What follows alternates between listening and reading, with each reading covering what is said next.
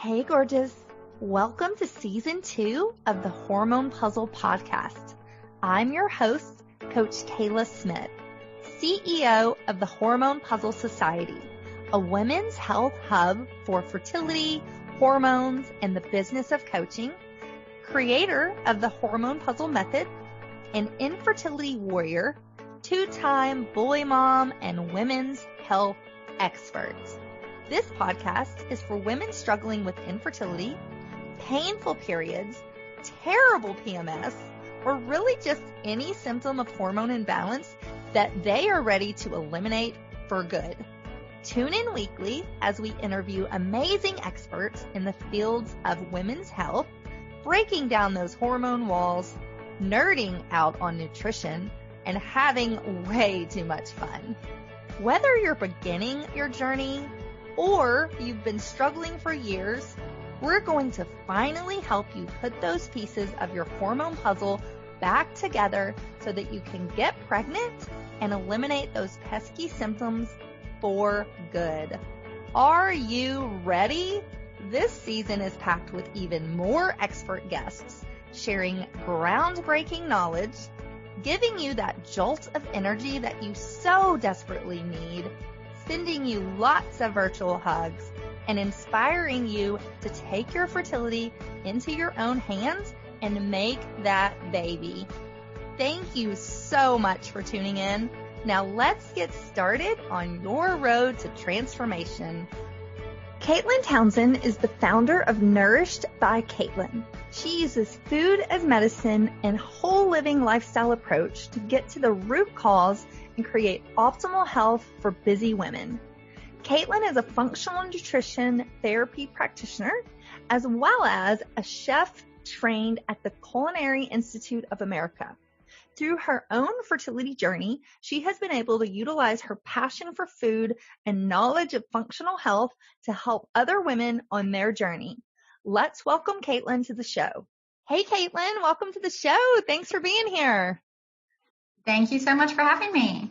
Yeah, so tell us a little more about who you are and how you got here.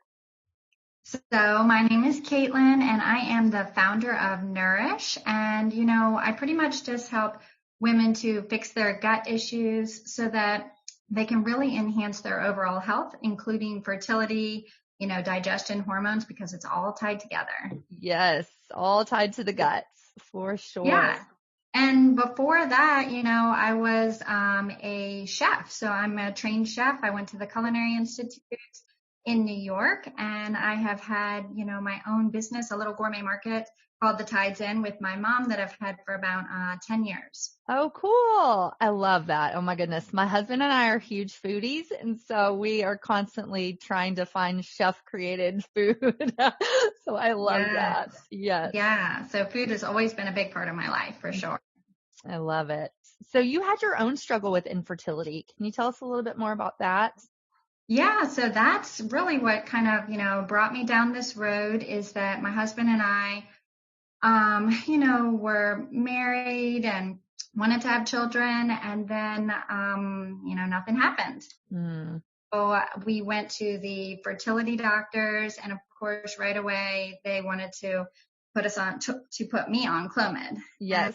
And, start the IUI process. Mm-hmm.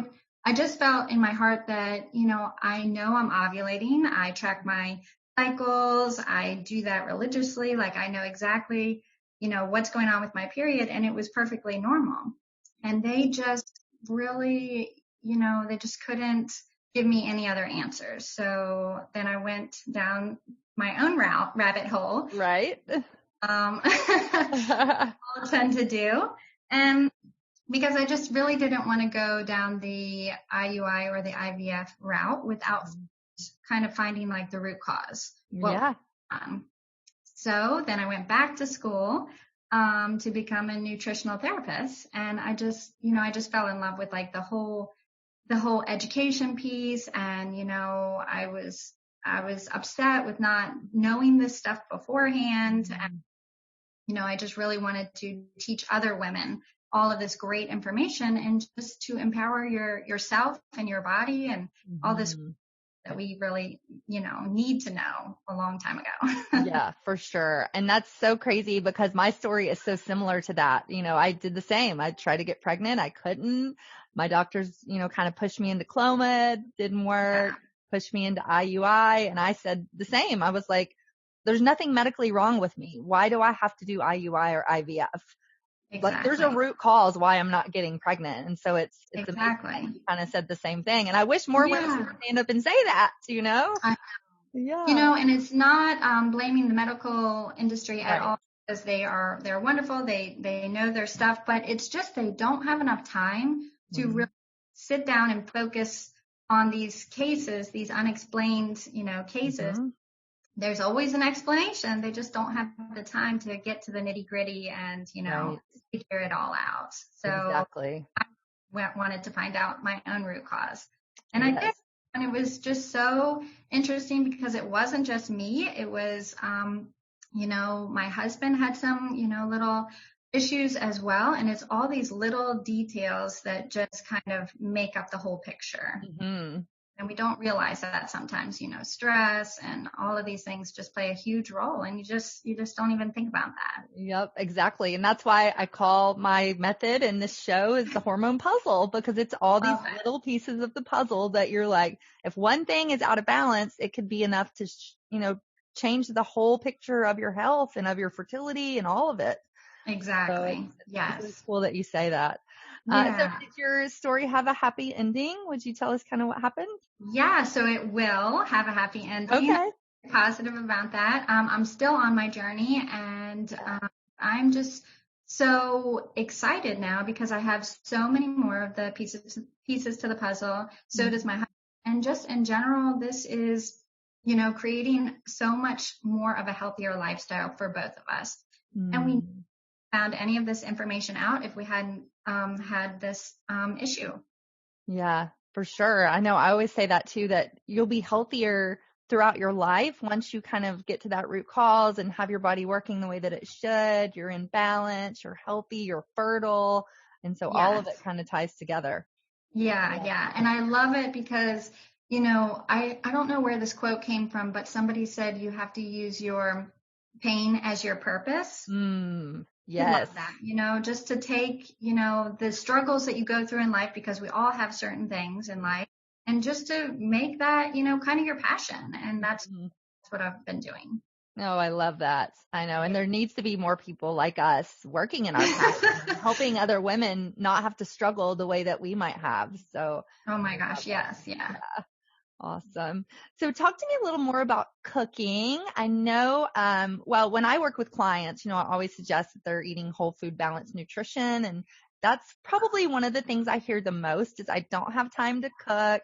It's too hard. I don't want to get all these ingredients. So talk to us a little bit more about how some easy tips of, cooking whole foods and making it easy for like the working woman. Oh my gosh, exactly. So, being a chef and being in this food industry, there's so many, wonderful things that we can eat. But like you said, a lot of times people get super stressed on this fertility diet because so many things. And me personally, food is so pleasurable. I hate to give up anything. Me too. When they were like, you have to give up coffee and you have to give up wine and all of these things that I love and my husband loves, I was like, I need to figure something out. So, just having these great alternatives, just make life so much less stressful, and it's just a lot more fun because I can still have my great coffee alternative drink in the morning and feel good about it. It's just something nice and warm and cozy, but it's doing me, extra good, and my husband's too. Right. So, tell me about that real quick. Sorry to interrupt, but so what do you do in your coffee? All right. So I love to make my own products, but I know a lot of people, that stresses them out even more, but it's so, so simple. So I start with a little bit of chicory, which is when you cook that up, when you brew that up into a tea, it looks exactly like coffee. It's nice, it's dark, it's rich, it has a really good nutty like aroma. So I do chicory, a little bit of roasted dandelion root, which is excellent for the liver. And I'll put in even a little bit of cocoa powder if I want like a chocolatey taste. So you can mix and match. You can add a little bit of cinnamon if you want more of like a chai taste to it. Really excellent. I love that. I know I do like a powdered coconut creamer, which that's the only thing it is powdered coconut. Yeah. And I blend that with like a really good organic chicory roots. And so, yeah, it's so good. And I put cinnamon on top of that. So yeah, yes. I love it. And chicory is so good for your digestion. So it's a great prebiotic. So really good for your overall. You are doing, so much more for your body than just a cup of coffee on an empty, which many times can just raise your stress levels, your cortisol levels, your stress hormones, and just get your system all out of whack. And it's not good. We need to really nourish our bodies. Yes. Yes. And so do you have any quick tips on, some cooking tips that maybe, your kind of go-to things to make life a little easier when it comes to cooking? Definitely. So I don't want to spend all day long in the kitchen. I do that living, and I don't want to come home after work and, take hours upon hours to do this stuff. So what I do is I just make sure all of my meals are less than literally like 15 minutes to cook dinner. So I a really good knife, which everybody needs to have, a good quality knife, and a good cast iron pan. Yes, I love my cast iron. Yeah, so I don't have a whole lot of, fancy equipment or little knickknacks and all these different kitchen equipment pieces. I just have the basics, like a good knife, a good cast iron pan, and to create like one pot meals is a dream because you don't have to clean up so much stuff. It takes less than, 15, 20 minutes to put dinner on the table, and it's so good. Also what I would recommend is to utilize a lot of fresh herbs or dried herbs. I know in Indian cuisine, and when you talk to people who do a lot of Indian cooking, they're like, where are your spices? You just have salt and pepper in your cupboard. And, so to really be creative and explore a little bit more, if you think your food is bland or boring, just to add fresh, spices and herbs will just really do wonders to any kind of boring old chicken dish that you have. I love that. And I always say you can switch out your medicine cabinet for your spice cabinet because there's so many medicinal properties in our spices that we don't even realize. Definitely. I love that you say that. And little side note, so we recently redid our pantry, and that was one of the things we built was this custom spice rack. It goes from like the top of the door all the way down to the floor, and it's nothing but shelves for spices. It's like that sounds like a dream. Yeah. I love it. That sounds wonderful. And then it makes every dish so much more flavorful, a bit more exciting to eat. And, I think, like you said in the beginning, how people, we just don't make enough time to cook anymore. We are so busy rushing all around all the time. So what I like to do is just make time. Easier said than done, but you know what? I just turn on some really good music. I pour myself like a little kombucha or a little mocktail. I just, have that be my moment because I know it's not going to take long. It'll take you less than 20 minutes to put a good meal on the table. And it can be a moment of relaxation in the day. Exactly. I love that. Oh, well, let's switch gears a little bit and talk about period health. So how important is period health? I think I know the answer, but for our listeners, let's talk about that. Oh my gosh. So I could talk about period health all the time. I think this is one of the things that was so empowering for me to learn on this journey is that your period is like your monthly report card. Yes. Yeah. And I think that is so cool. So instead of every month, on this fertility journey, dreading your period and getting so upset over your period, look at it as an excellent tool for health. So every single time you get your report card, how did you do? Were you super stressed? Were you eating poorly? Were you not sleeping well? Were you sick? All these things will show up in your period with all of the bad side effects that we don't want to have. eating these nourishing foods and these different things, these wonderful teas and things like that can really help your period and help your stress level, help your digestion. All of these things just make such a difference. And I think it's even cooler that we as women, we don't have to suffer with these periods every single month, but this is a tool that we can use that men don't have. So right.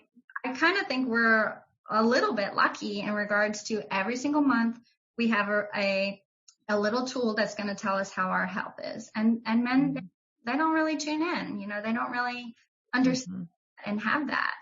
So it's a little bit more of an empowering tool that we can have, that we can use. Yes, I love that. And I talk about that a lot. That's, your period is your report card. And if you're having a lot of symptoms like painful periods or, bloating, cramping, lots of PMS, that's your body saying like, hello, something's going on here. Something's wrong. I need you to listen. And so I love that you're talking about this because it's so important that we do listen and we are aware that, something needs to be fixed, root cause. And so, yeah. Definitely. And, I think that there are so many fun, nourishing foods that we can eat that are really great for our period health. Also teas. Like if I am feeling maybe a little crampy on day one of my period, then I'll make a tea with some really good quality molasses and a little bit of ginger and, nice hot water over it. And that molasses is high in iron, so it's really excellent for cramps and the first couple of days of your heavy bleeding. So it's really just another good thing to use food as medicine. Yeah, I love that you say that because sometimes I'll talk to people that are vegetarians and I will say, well, I'm not here to change your mind if you're a vegetarian or a vegan for religious reasons, but it's really hard to get iron if you're not eating meat. So I love that you can get that iron through molasses. So that's a good reminder of something that is vegetarian and vegan that you can use to replace your iron. So that's wonderful. Definitely. Yeah, definitely. Yeah. So tell me a few more of your kind of go-tos to boost fertility naturally as far as food. Do you have like 3 or 4 maybe great foods that you say this is something you should be eating to boost that fertility naturally? Yeah. So whenever I look at any of my protein, then I want to source it really good quality. So I make sure that, the salmon that I'm eating, which is rich in omega-3s, is from a good quality source. So, wild salmon if you can. And same with the meat. So grass-fed beef and the chicken, pasture chicken, it's really important to have good quality protein and to have enough protein. I think as we don't get enough protein a lot of times, and that is just so important for, building muscle and building a baby and these wonderful things. So to really get enough protein is so important. I also think really tuning into your body and eating seasonally. So we're coming fall, it's not a time really for smoothies and, cold. They chill your digestion. So sometimes they're a little bit harder on your digestion. So smoothies maybe, to indulge in the summer when it's really hot occasionally, but I would not do smoothies every single morning for breakfast at all, especially like in the fall and the winter. It's just too cooling for your digestion. So I would recommend like warm meals. And even if you're like, I don't have time for breakfast, try to make time with at least a hard-boiled egg, Right. Eggs are excellent. And of course you have to get good quality eggs. So I would definitely recommend all of those good things. Awesome. And that's so funny you say that about smoothies because I do have a smoothie pretty much every day for breakfast because it's like my go-to. But it makes a lot of sense to not do that during the winter when your body's trying to warm itself anyways, to put something that's super cold in there. And I do have some really good warm smoothie recipes that I do sometimes. So yeah. Yes. That's what I was going to say. Like switch it up. And if you're cold in the summertime, cold smoothies, then switch it up to like a hot latte in the winter and in the fall when you can put some good quality protein powder in there, maybe mix it up, blend it up. And that can be a lot of fun and something that's easy when you're on the go. I love that. Awesome. So any other little fertility hacks that you might have for us around food or around lifestyle or anything like that? Yeah, I think just in general, bringing cooking back into the kitchen a little bit more, a wonderful thing because it ties in with fertility a lot. So cooking brings awareness to all of your senses. So you're smelling, you're tasting, you're looking at the food, you're in the moment, in that present moment. And then fertility is the same thing. You are tuning into your body and always being aware of what your body is telling you. What does she need more of? What does she need less of? It's just always like being aware of what is going on. I just think, trying to eat a little bit more seasonally and diverse is a good idea. When we eat the same thing over and over again, our body, first of all, that's boring. And our body, just gets tired of it and needs different things. So I think really, adding in the fresh, wonderful herbs or the dried herbs in the fall and the winter, drinking really good, herbal teas, as it's getting colder and, the sun is not so much, around here at least, then, it's great to have those lemon balm tea or lemon verbena, those kind of like sunshine herbal teas, that just a little boost. So I love it. Yeah. So it forces you to slow down a little bit. You have to take time to cook and to sit and eat with your loved one. And hopefully you'll get him to do the dishes. So it's yes. Yes. I just love like tuning into your body and using all your senses when you're cooking and tuning into your body with fertility and just becoming more aware of all the different things that are going on. And I'm really big on finding out what foods work for you. Just because something is healthy or just because it's supposed to be good for fertility, if it doesn't work with your body, then it's not good for you. And so what do you think about that? Do you think that's super important to tune into your own body? Yes, definitely. I love that. So I do a couple different types of lab testing, which anybody can get done. And it's the MRT test, which tests for over 107 different types of food sensitivities. So even if you eat broccoli, which is such a good thing to eat, you might be a little sensitive to it and might not be so great for your own body. So getting these things done and delving a little bit deeper into your own health is really, really important, and figuring out, listening to your body, like, hey, how was that, yogurt and chia seeds in the morning? Was it good for me? Was I really hungry like an hour later? What filled me up? You always tuning into your body as far as food goes. I love that. So let's switch gears a little bit again and talk about gut health. I know we alluded to it earlier, but, it's so very important. As you said, everything kind of starts in the gut with that, the vagus nerve and the microbiome and all of that. So how important is gut health for fertility? And are there some things that we can do to make sure that we have good, strong gut health? Oh my gosh. It's like, I really think that gut health is where it all begins. So, so many of your hormones are made in your gut, like your serotonin, and also your immune system resides in your gut. So we're talking about the cold and flu season coming up now. If you don't have good quality gut health, if everything is, going awry, then your immune system is going to be down, obviously you're not going to be feeling well because of digestive issues, and your hormones are going to be out of whack. So then that ties into fertility, because it's all just, fertility is like the first thing to go.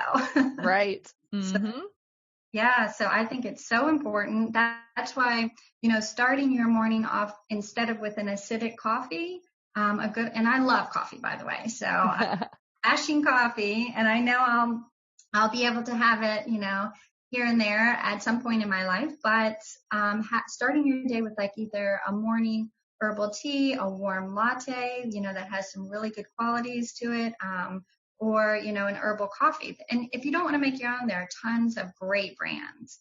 Like, Dandy Blend is a really good one. Rasa, R-A-S-A, is a really good one. And then Four Sigmatic, that's like a mushroom coffee. Oh, yes. Lots of fun, like herbal blends. So it's really, those are simple and easy. they take like 2 seconds literally to just pour hot water over, and they're quicker than coffee, so they're beneficial to your gut health and to the start of your day for sure. I love that. I know I started, I guess it was around my fertility journey when all of this infertility started. I switched from doing coffee first thing to doing like an herbal tea with some warm lemon water and some apple cider vinegar. And so that just has really helped me kind of start the day right and get that gut going and get that digestion going. So I love that you say that. Definitely. And in the evening, or in the morning, whenever you wanted a mocktail, some good mocktail recipes with that apple cider vinegar is to just a little bit of sparkling water, like a shot of apple cider vinegar, and a little, like a teaspoon of honey. Mix it all up. You can put green in it, like turmeric or cinnamon or whatever you want. And then it makes a great drink. So real good health with that apple cider vinegar. That sounds delicious. Yeah, I've really gotten into apple cider vinegar, and it's so good for you. But some people I know do it as a shot, but I just cannot do that. It's too much. Yeah, that's a little harsh, definitely. A little harsh. Remember, like, my motto is to make everything like pleasurable. Food should be pleasurable. Whatever you're drinking should be pleasurable. It should all be really good. So why that apple cider vinegar down? So talk to us about, you have a free gift on your website. So would you tell us more about that? Yes. So I've been talking all about coffee. So this is an herbal coffee recipe alternative. It has some really good herbs in it that are great for giving you a little boost of energy without all the added caffeine, and as well as hormonal balance too. So there's I love a lot of really good things in there, and it will help with digestive health. So overall, a great combination. Oh, I love that. I'm going to have to go check it out as well. So where can we find that, and where can we find you? Yeah, so I'm on Instagram under Nourish by Caitlin, and the same with Facebook. I have a private Facebook group as well that's fun for women to just join in and talk about all kinds of good issues on enhancing fertility, digestion, hormonal health, period health. And I do one-on-one calls as well. I love that. Oh, so fun. Well, thank you so much for being here. You're just a wealth of knowledge. So I've really enjoyed chatting and getting to know you. Definitely. Yeah. Thank you so much. So tell me if you have any final thoughts before we close out here today. Let's see. I think that, we all have to try to de-stress in our life, whether you're on a fertility journey or not. Stress is huge. And so I think find pleasure in the little things in life, in the day-to-day things, whether it's, cooking a good meal, lighting a candle at the dinner table, just these simple tools, these simple little pleasures will just make your life so much better, and the stress will just go down. Yes. I love it. Tonight. Right. Oh, I love it. Well, thanks again. So fun getting to know you. I really, really appreciate it. So thank you for being here. Thank you. Yeah. All right, guys. Until next time, thanks for listening. Bye for now. Hey, hang on just 1 second before you go. I want to make sure that you are aware of all of the amazing free resources that I have for you on my website at CoachKayla.com. From a fertility meal plan, a cycle syncing quick start guide, a holistic healing cookbook, as well as master classes, blog posts by me and some amazing experts in the fields of fertility, hormones, and nutrition. So many wonderful resources that will help you on your journey. And I wish there had been something like this when I was going through my 2 years of infertility, but there just wasn't. And so that's why I decided to create all of this for you. So make sure that you go and check it out and you take advantage of this plethora of support that I have provided for you. And spoiler alert, these were some of the same tricks and the same foods that I used to get myself pregnant, not once, but twice, even after my doctors said that I couldn't. So I know that these things work. Make sure you take advantage of that. and I cannot wait for you to be my next success story. So thanks, love. See you soon. Thanks for tuning in today to the Hormone Puzzle Podcast. Check out the show notes for today's episode at CoachKayla.com. If you like what you hear, please subscribe and leave a review. Thanks for hanging out with me, and I'll see you next week.